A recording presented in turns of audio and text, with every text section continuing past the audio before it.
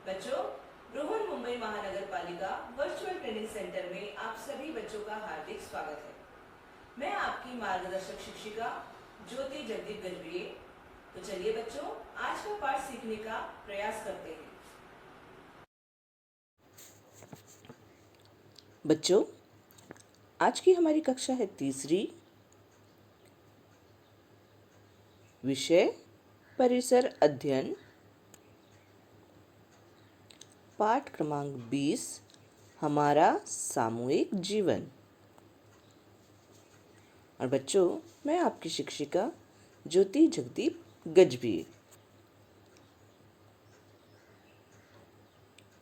बच्चों, आज जो हम पाठ पढ़ने जा रहे हैं, हमारा सामूहिक जीवन, इस पाठ में हम जानेंगे कि हमें साथ रहना कैसा लगता है। हमारा जो जीवन है वह परस्परावलंबी सामूहिक जीवन है, ठीक है। हमें वस्तुओं का उत्पादन एवं सेवाओं की आवश्यकता होती है। बच्चों, सामूहिक जीवन के लिए नियम की आवश्यकता होती है और हम इस पाठ में जानेंगे कि खेलों का महत्व तथा नियमों का पालन क्यों करना चाहिए। तो बच्चों, सामूहिक का अर्थ होता है समूह के साथ रहना। हम अकेले नहीं रह सकते हैं और अकेले रहकर हमारी सभी ज़रूरतें पूरी नहीं हो सकती है। इसलिए हमें समूह में रहना बहुत ही आवश्यक है। तो चलिए इस पाठ में हम और अधिक जानकारी प्राप्त करने का प्रयास करते हैं। बच्चों, आप ये चित्र देख रहे हैं। इस चित्र में आपको क्या दिखाई दे रहा है? बिल्कुल सही, एक लड़की उदास सी बैठी है ना? अब आप ये चित्र देखिए। इस चित्र में क्या दिखाई दे रहा है? तो आप कहेंगे इस चित्र में लड़की अपने मित्रों को देख के एकदम खुश है ना? तो बच्चों, आप मुझे बताइए, क्या आपको इस प्रकार जो पहला हमने चित्र देखा था, अकेले रहना पसंद है या आपको अपने मित्रों, परिवार के साथ रहना अच्छा लगता है? अब आप मुझे बताइए, जब आप अपने मित्रों के साथ होते हैं तो आप कैसे निर्धारित करते हैं कि आपको कौन सा खेल खेलना है? तो बच्चों, हम अकेले नहीं रह सकते हैं। हम अकेले रहेंगे, हमें उदासीपन आएगा। हम समूह में अपने मित्रों के साथ, अपने सहपाठियों के साथ, अपने परिवार के साथ मिलजुल कर रहने में आनंद प्राप्त करते हैं।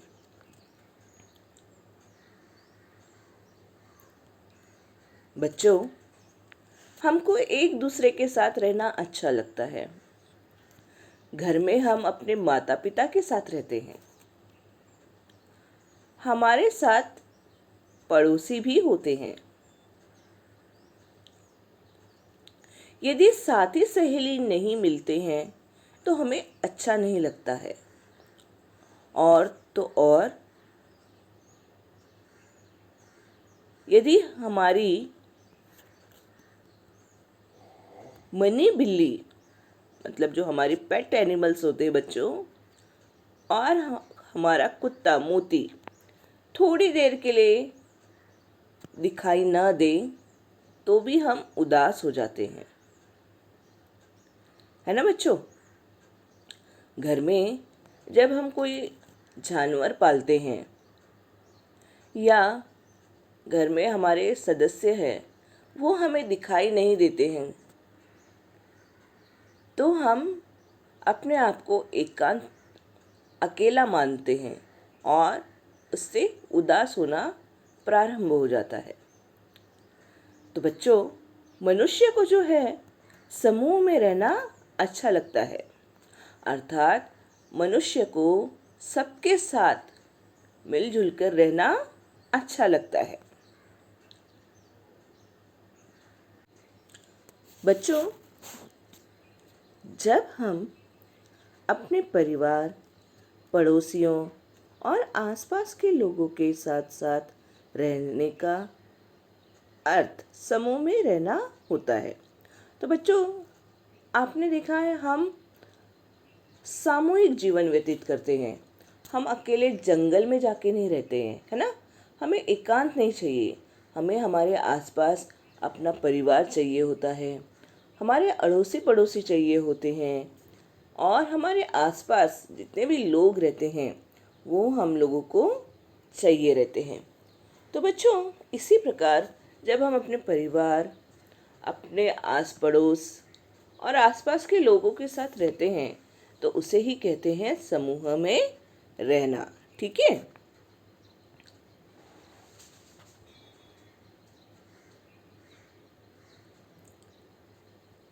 अभी बच्चों, जैसे देखिए आप ये चित्र, लड़के लड़कियों के समूह में बोलने वाली लड़की।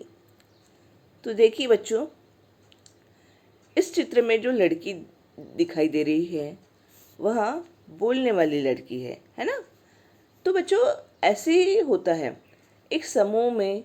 जब आप अपने मित्र मैत्रियों के साथ जाते हैं तो ऐसा नहीं है कि सभी बच्चे बोलते हैं, सभी बच्चे खेलते हैं। तो उसमें से एक बच्ची बोलने वाली होगी, नेतृत्व करने वाली होगी, एक बच्चा खेलने में ज़्यादा, कोई एक खेल खेलने में ज़्यादा इंटरेस्टेड होगा, एक बच्चा दूसरे खेल में इंटरेस्टेड होगा। मतलब जितने आप मित्र मैत्रिन मिलोगे तो आप लोगों में विविध विविध रुचियाँ और रुचियाँ रहेंगी।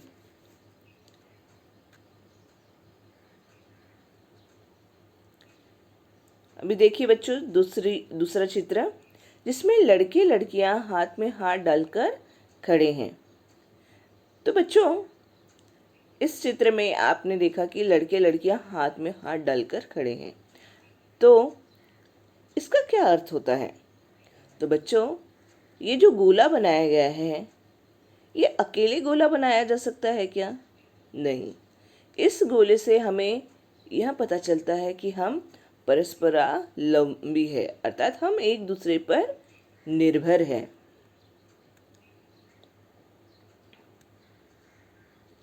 अभी आप ये चित्र देखिए, साइकिल से गिरे लड़के की सहायता करते हुए।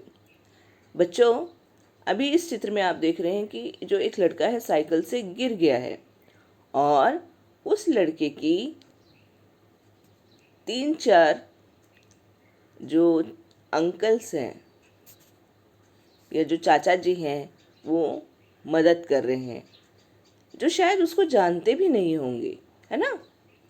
तो बच्चों, हम जिस सामूहिक जीवन में रहते हैं उसमें हम एक दूसरे की सहायता भी करते हैं, जिसे हम मानव धर्म समझते हैं। बच्चों, इसी प्रकार आपने भी कई अनुभव लिए होंगे कि अगर आपको रास्ते में कहीं चोट लग गई तो आपको रास्ते पे से आने जाने वाले लोग या उधर आसपास में दुकान में रहने वाले लोग वो आपकी मदद करते हैं, सहायता करते हैं, या फिर आपको डॉक्टर के पास लेके जाते हैं या आपको घर तक पहुंचा के देते हैं। तो बच्चों, अगर हम अकेले रहेंगे तो हमें इस प्रकार की सहायता नहीं मिलेगी। हमें चोट लग गई तो हमारे लिए रोने वाला नहीं है, हमारी देखभाल करने वाला नहीं है ना। इसलिए हमें सामूहिक जीवन बहुत ही अच्छा लगता है, अर्थात हमें समूह में रहना ज़्यादा अच्छा लगता है, सुरक्षित लगता है। अब हम जानेंगे परस्परावलंबी सामूहिक जीवन। तो बच्चों, परस्परावलंबी सामूहिक जीवन, हम सब लोगों को सामूहिक जीवन की आवश्यकता होती है। यदि हमारे आसपास मित्र या सहेली तथा अन्य लोग न हो तो हम किससे बात करेंगे? हम अपने सुख दुख, समस्याओं, बाधाओं को किसको बताएंगे? इसलिए बच्चों, हमें समूह में अर्थात सबके साथ रहने में अच्छा लगता है। बच्चों, समूह में हमें साथ मिलता है। क्या मिलता है? साथ। मतलब हम जब एक साथ कई लोगों के साथ होते हैं, समूह में होते हैं, तो हम अपने आप को अकेला महसूस नहीं करते। हमें इस प्रकार लगता है कि हम किसी के साथ हैं। तो बच्चों, किसी के साथ होने से हमें सुरक्षा मिलती है। तो बच्चों, जब हम किसी के साथ होते हैं, आपने ध्यान दिया होगा, जब आप मम्मी पापा के साथ, भाई बहन के साथ, अपने शिक्षक के साथ, अपने परिवार के साथ या अपने आस पड़ोसियों के साथ होते हैं, तब आप अपने आप को सुरक्षित मानते हैं, है ना? आपको डर नहीं होता है कि मेरा कुछ होगा या मुझे कोई कुछ करेगा। बिल्कुल भी नहीं। आप बिंदास होते हैं। तो बच्चों, इसलिए साथ से हमें सुरक्षा भी मिलती है। हम एक दूसरे की सहायता कर सकते हैं। एक दूसरे की सहायता करने का अर्थ आपसी सहयोग है।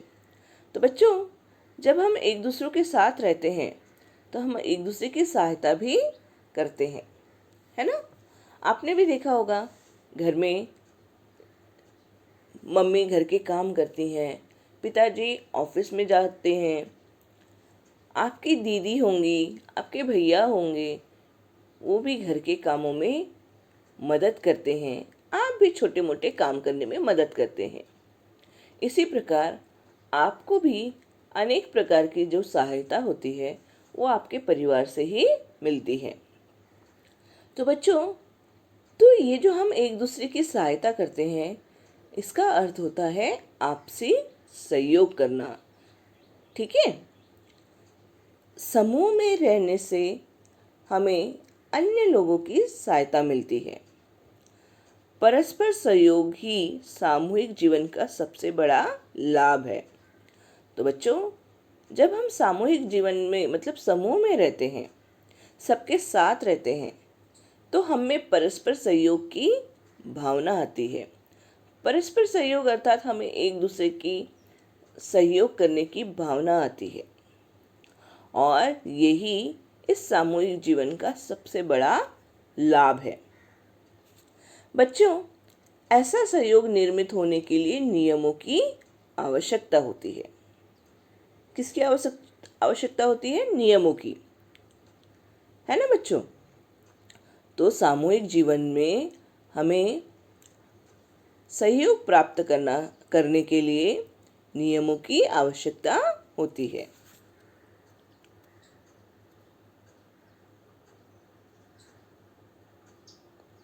अभी बच्चों, थोड़ा सोचिए, किसान ना होते तो क्या होता? सोचिए बच्चों, अगर किसान ना होते तो हमें अनाज, साग सब्जी तथा फल नहीं मिलते। अनाज नहीं होता तो हमें भोजन नहीं मिलता।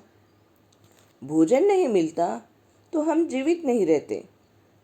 यही कारण है कि मानव समूह के लिए किसानों की बहुत आवश्यकता होती है ना? अब मुझे बताइए कि अगर पाठशाला नहीं होती तो क्या होता? तो बच्चों, यदि पाठशालाएं नहीं होती तो हमें पढ़ने लिखना नहीं आता, भिन्न भिन्न विषयों का ज्ञान न होता, सीखने का अवसर न मिलने के कारण हमारी प्रगति नहीं होती।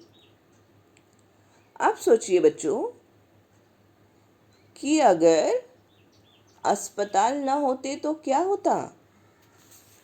तो बच्चों, अस्पताल न होते तो बीमार पड़ने पर हम स्वस्थ होने के लिए अस्पताल जाते हैं। यदि अस्पताल न होते तो हमारी बीमारी का उपचार नहीं हो पाता। परिणाम स्वरूप बीमारी बढ़ती जाती, अनेक लोग मृत्यु के शिकार हो जाते। बीमारी के कारण हम अपना और समाज का काम नहीं कर पाते। यदि अस्पताल न होते तो समाज का स्वास्थ्य खतरे में होता, है ना। आप सोचिए, अगर कूड़े का ढेर वैसा ही पड़ा रहता तो क्या होता। तो बच्चों, यदि कूड़े का ढेर वैसा ही पड़ा रहता तो कूड़ा सड़ जाता, चारों ओर दुर्गंध फैलती, अनेक प्रकार के जंतु पैदा होते, जिससे तरह तरह की बीमारियां होती और लोग अस्वस्थ रहते। गंदगी के कारण जीना कठिन हो जाता है, सबका स्वास्थ्य बिगड़ जाता है ना। तो बच्चों, अभी हमने देखा कि अगर किसान नहीं होते, पाठशालाएं नहीं होती, अस्पताल ना होते, कूड़े का ढेर वैसा ही पड़ा रहता, तो आप सोचिए कि ये जो हमारी आवश्यकताएं हैं, इसे क्या सिर्फ हम अकेले ही उपयोग कर सकते हैं या अकेले ही हम इन असुविधाओं को ले सकते हैं? नहीं। तो बच्चों, समूह द्वारा हमारी दैनिक आवश्यकताओं की पूर्ति होती है। दैनिक आवश्यकताएं अर्थात रोज की आवश्यकताएं, जैसे आपके घर में सुबह से शाम तक आप जो भी क्रियाएं करते हैं उसे दैनिक बोलते हैं, ठीक है। और आवश्यकताएं, अभी आवश्यकताएं तो आपकी बहुत सारी है ना। जैसे कि शिक्षा की आवश्यकता है, स्वास्थ्य की आवश्यकता है ना। तो ये सब आवश्यकताओं की आपूर्ति विभिन्न प्रकार के लोग करते हैं। आप बीमार पड़े तो किसी के भी पास चले गए, ऐसा नहीं होता है। आप बीमार पड़े तो आप एक निश्चित व्यक्ति अर्थात डॉक्टर के पास जाते हैं, अस्पताल में जाते हैं। अगर ये सब नहीं हुए तो आप किसके पास जाएंगे, है ना। तो बच्चों, समूह में रहकर हम शिक्षा, स्वास्थ्य जैसी सेवाओं की आपूर्ति, सुविधाओं का निर्माण कर सकते हैं, है ना। समूह में रहकर हम शिक्षा, स्वास्थ्य सेवा की आपूर्ति जैसी सुविधाओं का निर्माण कर सकते हैं। बच्चों, आवश्यकताओं की आपूर्ति के लिए वस्तुओं की निर्मित करनी पड़ती है। बच्चों, जो हमारी रोज़मर्रा की आवश्यकताएं होती हैं उसके लिए, उसको पूरी करने के लिए वस्तुओं की निर्मित करनी पड़ती है। जैसे मम्मी अगर खाना बनाती हैं तो खाना बनाने के लिए जो बर्तन हैं वो हम बनाने पड़ते हैं और वो हम दुकानों से जाकर लेते हैं। तो बच्चों, जो बर्तन हैं वो पहले कारखानों में बनाए जाते हैं और कारखानों में बनने के बाद वहाँ दुकान तक लाए जाते हैं। तो इसे हम वस्तु का उत्पादन कहते हैं, है ना। चाहे रोज़मर्रा की हमारी दवाइयाँ हों, तो बच्चों रोज़मर्रा हम बहुत सी चीज़ें उपयोग करते हैं, तो उन सब की निर्मित हम अकेले नहीं कर सकते हैं। तो उसके लिए समूह के हमारे जो विभिन्न लोग हैं, उसके लिए परफेक्ट लोग हैं जो उनके जानकार हैं, वही वो लोग काम कर सकते हैं, उसका उत्पादन कर सकते हैं और वह वस्तुएं हम तक पहुंचाते हैं। तो बच्चों, जो उत्पादित वस्तुएं हैं उन वस्तुओं को हम तक लाकर पहुंचाने की क्रिया को सेवा कहते हैं। तो बच्चों, आपने देखा होगा जो कारखानों से वस्तुएं बनती हैं उन्हें बड़े बड़े ट्रकों में लाकर फिर दुकानों तक पहुंचाया जाता है ना। तब जब दुकान में वस्तुएं आती हैं तब हम उसको खरीद कर अपने घर तक लेकर आते हैं। तो आप देखिए कितना बड़ा प्रोसेस है कि कुछ लोग कारखाने में पहले वस्तुओं की निर्मित करते हैं, फिर कुछ लोग उन वस्तुओं को कारखाने से दुकान तक लाते हैं, फिर कुछ जो दुकानदार होते हैं वो उन वस्तुओं को उचित दामों में बेचते हैं और हम उन वस्तुओं के लिए दामों को देते हैं, अर्थात पैसे देते हैं, और फिर वो वस्तुएं अपने घर तक लेकर आते हैं। तो बच्चों, आवश्यकताओं की आपूर्ति के लिए उत्पादन और सेवा दोनों आवश्यक है।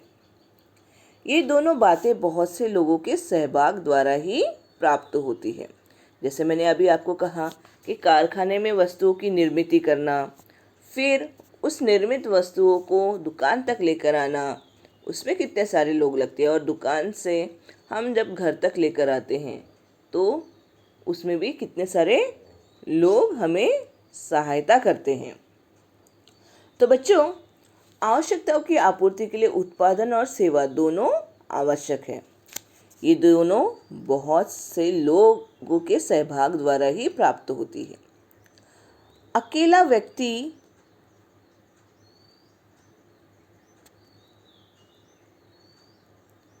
सभी वस्तुओं का उत्पादन नहीं कर सकता है। अभी जो बच्चों किसान हैं, क्या किसान खेती के अलावा बर्तन बना सकता है? हाँ, कारखानों में चीज़ों का निर्माण कर सकता है? नहीं। जो किसान है वो खेती ही करेगा, वो अपना टाइम पूरा खेती के लिए ही देगा, है ना। तो इसलिए कहा जाता है कि अकेला व्यक्ति सभी वस्तुओं का उत्पादन नहीं कर सकता, सभी प्रकार की सेवाएं भी नहीं दे सकता। वास्तव में हमारा जो सामूहिक जीवन है वो परस्परावलंबी होता है। तो बच्चों, एक ही व्यक्ति जो है वो सभी प्रकार की सेवाएं दे सकता है क्या? एक ही व्यक्ति झाड़ू लगाएगा, कचरा उठाएगा, आपको आप बीमार पड़े तो आपको इंजेक्शन भी देगा, दवाई भी देगा, वही एक व्यक्ति आपको पढ़ाएगा? नहीं। तो बच्चों, हर एक काम के लिए अलग अलग व्यक्ति होते हैं और ये सभी व्यक्ति मिलकर हमारी जो दैनिक आवश्यकताएं हैं वो पूरी करते हैं। इसलिए हमारा जो सामूहिक जीवन है बच्चों परस्परावलंबी होता है, अर्थात हमारा जो जीवन है वो एक दूसरे पर निर्भर होता है, एक दूसरे पर आधारित होता है। ठीक है। अब हम जानेंगे सामूहिक जीवन के लिए नियमावली। ठीक है बच्चों, तो सामूहिक जीवन नियमित तथा सुचारू रूप से चलने के लिए नियमों की आवश्यकता होती है। हम एक दूसरे के साथ अनेक प्रकार के व्यवहार करते हैं। यह व्यवहार व्यवस्थित रूप में होने के लिए हमें कुछ बंधनों का पालन करना पड़ता है। इन बंधनों को ही नियम कहते हैं। नियमों का पालन करने से सामूहिक जीवन में अनुशासन पैदा होता है। तो बच्चों, हम जिस सामूहिक जीवन में रहते हैं वहाँ अपना जीवन व्यवस्थित रीति ये करने के लिए हमें नियमों की आवश्यकता होती है। अभी बच्चों, आपने देखा होगा जब आप सड़क पर जाते हैं तो वहाँ ट्रैफिक लाइट्स होती है, ज़ेब्रा क्रॉसिंग होती है। तो ये क्यों होती है? तो बच्चों, ये इसलिए होती है ताकि जो गाड़ियां हैं वो उन सिग्नल्स को, ट्रैफिक लाइट्स को देख के रुके, चले या धीमे चले, है ना। अगर ऐसा नहीं होगा तो सोचो रोड्स पे कितने सारे रोज के एक्सीडेंट होंगे, क्योंकि एक गाड़ी इधर से आ रही है, एक गाड़ी उधर से आ रही है, बीच में चलने वाले लोग होंगे। तो किस प्रकार अव्यवस्थित जो है रोड पे सब अव्यवस्थित हो जाएगा और कितने सारे एक्सीडेंट हो जाएंगे। तो इस प्रकार कई सारे एक्सीडेंट ना होवे, इसलिए नियम बहुत ही आवश्यक है, जिसे हम कहते हैं ट्रैफिक रूल्स। तो मतलब आपने देखा होगा कि चौराहे पे एक ट्रैफिक पुलिस भी खड़े रहते हैं, जो निर्देश देते हैं कि ये साइड के लोग रुकेंगे, ये साइड के चलेंगे, है ना। और जब चलने की बारी आती है तो देखिए यहाँ पे रेड लाइट होती है, तो रेड लाइट का मतलब होता है स्टॉप। येलो लाइट का मतलब होता है कि अभी हमें चलना है। और ग्रीन लाइट जब चालू हो जाती है तब गो मतलब जाना है। इस प्रकार के ट्रैफिक लाइट्स का मतलब होता है। अगर हम ये नियम न फॉलो करें तो क्या होगा कि हमारा एक्सीडेंट हो सकता है। इसलिए बच्चों, नियम का होना बहुत ही आवश्यक है। आपने देखा होगा, आप स्कूल जाते हैं सभी बच्चे, तो स्कूलों के भी नियम होते हैं, है ना, कि आप टाइम पे, जैसे अगर आपका स्कूल 7 बजे लगता है तो आप 7 बजे स्कूल पे आए, 12:30 पे जाएं, है ना। आप ऐसा करते हैं क्या? कभी भी स्कूल में आते हैं, कभी भी जाते हैं? बिल्कुल नहीं। और नियम होते हैं आपके स्कूल्स के कि आप एक यूनिफॉर्म पहन कर आएँ, एक ही प्रकार के सब बच्चे कपड़े पहन कर आएँ, है ना। तो बच्चों, नियमों का होना बहुत ही आवश्यक है। उससे हमारा जो जीवन है वो बहुत ही सुचारू और नियमित रूप से चलता है।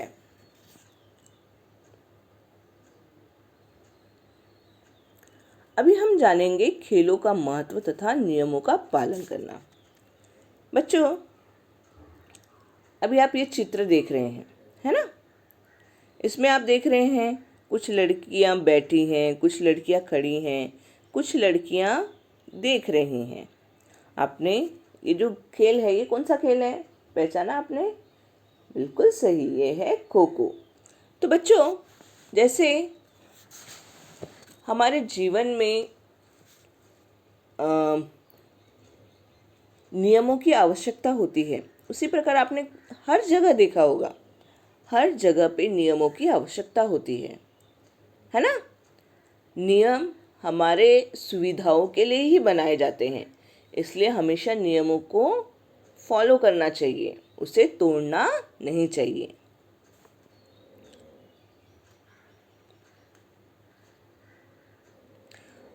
अभी बच्चों, मुझे बताइए कि खेलों के नियमों का निर्धारण क्यों किया जाता है? आपने कई सारे खेल देखे होंगे, तो उसमें विभिन्न विभिन्न खेल होते हैं। तो इन खेलों का निर्धारण क्यों किया जाता है, क्या आप जानते हैं? तो बच्चों, नियमों के कारण खेल जो होते हैं वो सुचारू रूप से खेला जाता है, इसलिए खेल के नियमों का निर्धारण किया जाता है।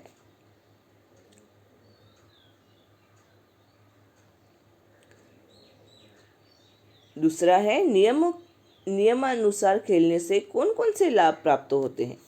तो बच्चों, यदि खिलाड़ियों के बीच विवाद उत्पन्न हो जाए तो खेल के नियमों के अनुसार उसे हल किया जा सकता है। नियम सबके लिए समान होने के कारण किसी भी खिलाड़ी के साथ भेदभाव नहीं किया जाता। नियमों के कारण खेल सुचारू रूप से संपन्न होता है। ठीक है, इसलिए नियम आवश्यक है। बच्चों, सामूहिक खेल में सबसे महत्वपूर्ण बात कौन सी है? तो बच्चों, सामूहिक खेल में सहयोग, आग्रह और जोश सबसे महत्वपूर्ण है। ठीक है।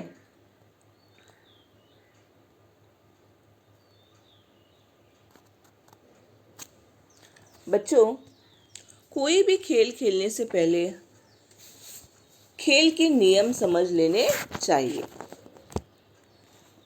खेल के नियम सभी खिलाड़ियों के लिए समान ही होने चाहिए। सभी खिलाड़ियों को खेल के नियमों का पालन करना चाहिए। इससे खेल सुचारू रूप से खेला जाता है। ठीक इसी प्रकार सामूहिक जीवन को व्यवस्थित रूप से चलाने के लिए हमें नियमों का पालन करना चाहिए।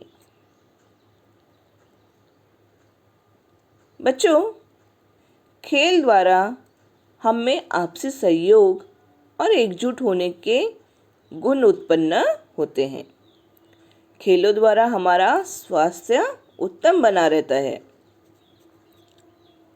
नियमों के पालन से खेल सुचारू रूप से खेले जाते हैं और नियमों के कारण झगड़े कम होते हैं और भेदभाव की संभावना भी कम होती है।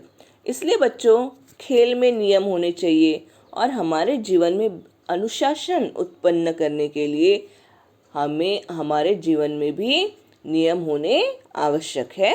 ठीक है? तो बच्चों, हमने क्या सीखा? तो हमने सीखा कि मनुष्य को समूह में रहना अच्छा लगता है।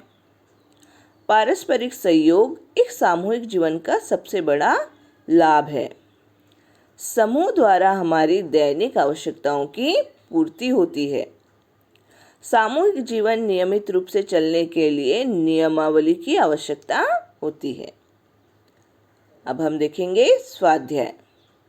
तो बच्चों, पहला है, नीचे दिए गए प्रश्नों के एक एक वाक्य में उत्तर लिखो। पहला है, घर में हम किसके साथ रहते हैं? तो इसका उत्तर है, हम घर में माता पिता के साथ रहते हैं। दूसरा है, हम स्वयं को सुरक्षित कब मानते हैं? इसका उत्तर है, किसी के साथ होने पर हम स्वयं को सुरक्षित मानते हैं। तीसरा, हमें नियमों का पालन क्यों करना चाहिए? उत्तर है, नियमों का पालन करने से सामूहिक जीवन में अनुशासन पैदा होता है, इसलिए हमें नियमों का पालन करना चाहिए। अब देखेंगे रिक्त स्थानों की पूर्ति करो। पहला है बच्चों, मनुष्य को खाली स्थान रहना अच्छा लगता है। तो अकेले, घर में, समूह में। तो क्या उत्तर है इसका बच्चों?